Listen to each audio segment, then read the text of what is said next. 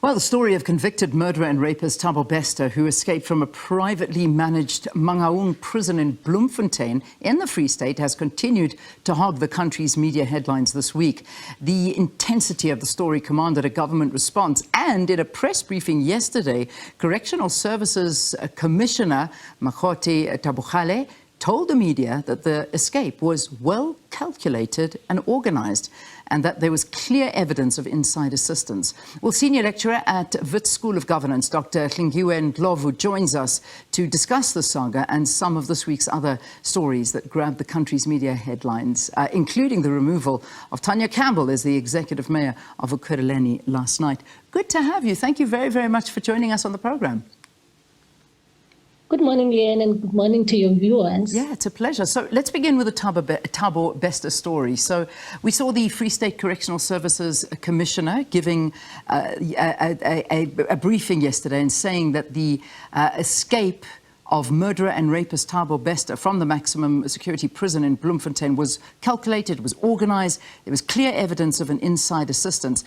Definitely no surprises there. I think we knew that. We didn't need an announcement to know that this had to be a very much so calculated and organised one from the inside. But the question most people are asking is whether this could have received a kind of attention from the authorities had the story not been exposed by civil society organisation ground up and gained so much traction in media.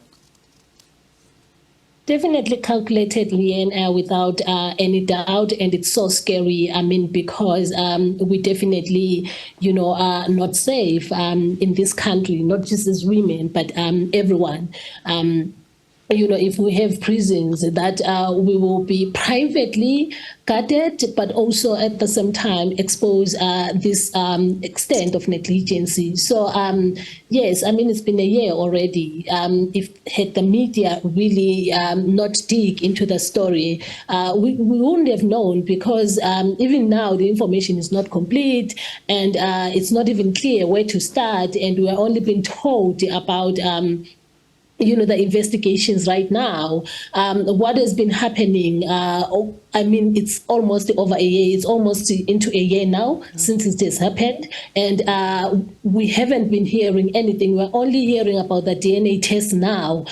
So there is a lot. There is actually a lot. But in a nutshell, it is to say we're really not safe. And if there were no civil society and, other people who are doing that work, we wouldn't have known. We wouldn't have known at all.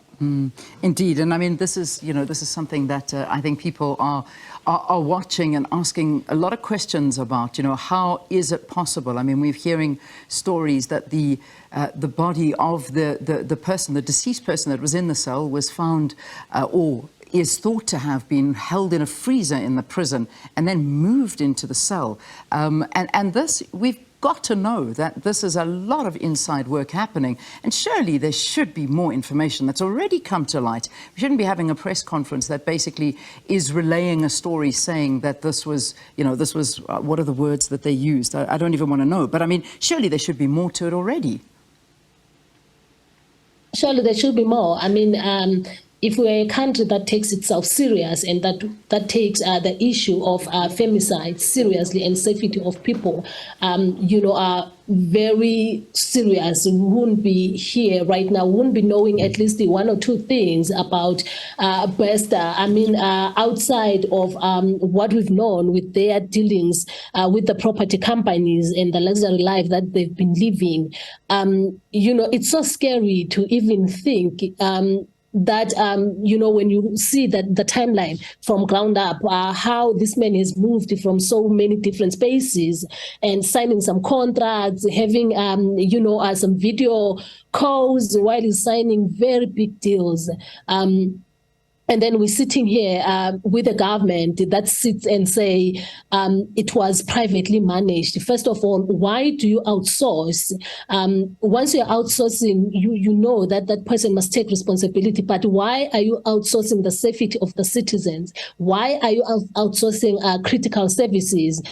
if you are not even going to ensure, that the job is done. So clearly, the details of the forensic report and everything, it's very clear that this is an inside job. And as of how we didn't know about this up to now, is still a mystery. But someone must say something, and not just saying something is not enough, but what is it that is being done, to make sure that this person is found, they pay for what they've done, but also what is the recourse for the prison itself, for the security company? How is the government going to be held accountable, even for exposing us as citizens in such a risky situation?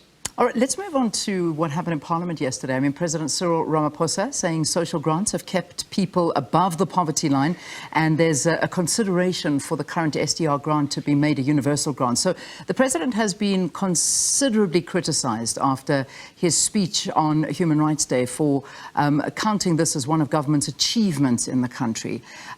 Where are we up to? I mean, this is up to about half of the population now that is receiving one form of a grant or another. We are definitely headed to a state of collapse, Leanne, because, I mean, maybe from me and you, someone might say we are speaking from a point of privilege if we are going to say you cannot expect citizens to live on a grant, as you are saying, one grant or another. But the bigger question here is for how long are people going to be living on these grants, but also how sustainable are they? Not even that, but to ask if a 350, for instance, can really, keep a household moving, because that's all they have, and the cost of living has gone so high, so much that we can't even afford basic things, even the people who are employed. So when you are looking at the statement around the social grant, as much as it can be welcome, because there are people who've been fighting for it, and justifiably so, if there is nothing on the table. But what is the long plan, from the government in terms of creating employment and in terms of creating some degree of sustainability? I mean, even since long before COVID, the unemployment rates were going up. Post-COVID, they've rocketed, but they are going up on one hand, while the prices of food are also, are going up so much that life is becoming unaffordable. So also it creates a system of dependence on the state, but also not only that, it also causes a type of timid citizenship where citizens cannot even question the government because you are relied on these support grants. It's really, really sad. It's very tragic. And as a president, I mean, uttering this statement, as much as it can be read and understood as being progressive, but in a country with so much, high cost of living, you're only wondering in terms of how are people going to survive going forward, and even how much can that grant really do for different households. Just on another issue that was raised yesterday, the President was asked about the ANC using its majority in the National Assembly to veto a motion to investigate wrong in Eskom. I mean, Eskom bringing its country to its knees, we all know that. But the irony of it was that when even Public Enterprises Minister Pravin Gordhan voted with the party. A bit of a shocker, isn't it? But I mean, tell me what your views on this.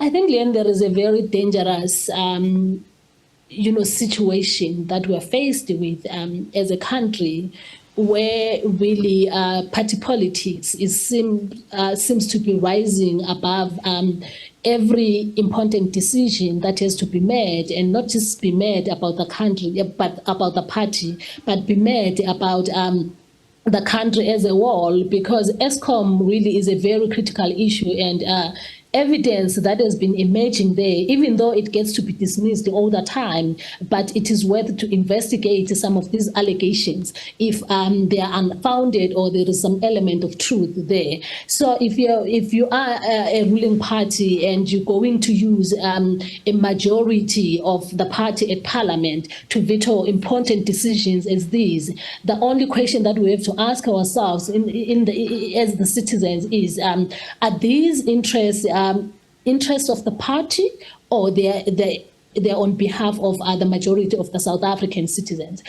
of course, it wasn't surprising, I mean, to have gotten voting with the party. It would be expected otherwise, because you're thinking, okay, these are critical sectors of the economy of the country, and right now the country is at the verge of collapse because of ESCOM, and then you would expect some kind of intervention, but it was expected anyway that he's going to vote with his party, Godan, and we've seen it every now and then, different ministers at many critical issues voting with the party, but what it tells us in a nutshell is that the interests of the party are above the interest of the citizens, and it's really scary, especially in a state where we find ourselves. Well, certainly, and I know that a lot of that is also reflected in the former President Thabo Mbeki's letter that he wrote yesterday, and was expressing very much so of this and shock at what's going on. I mean, also the issue of Phala Phala was raised as well, and the President still pretty much so coming out and saying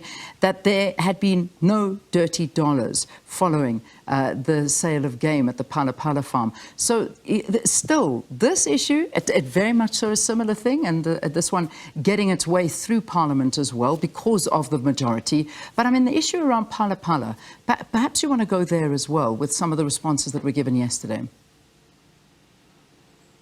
Yes, I mean, the issue of Phala Phala has been haunting us, for quite some time now, and maybe as you are putting the two cases together to say they voted against the,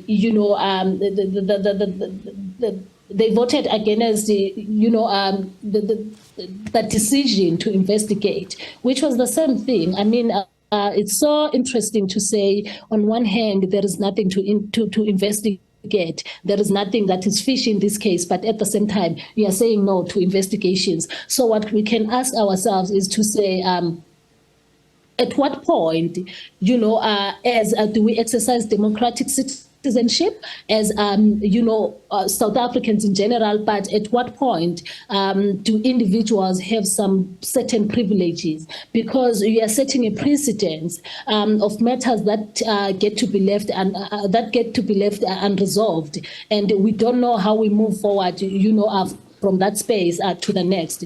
But if you are consistent in terms of saying there are no dirty dollars, there is nothing to investigate, why not allow for an investigation to go ahead, and then we can take it from there, whether there was something to investigate or not. Yeah. All right. Well, listen, let's leave it there for this morning, because I know there is so much more that happened this week, but certainly just touching the surface of it all with the amount of stories that did come out. Thanks very much. Senior lecturer at Wits School of Government, Dr Hlengiwe Ndlovu, discussing some of the stories that made the headlines this week.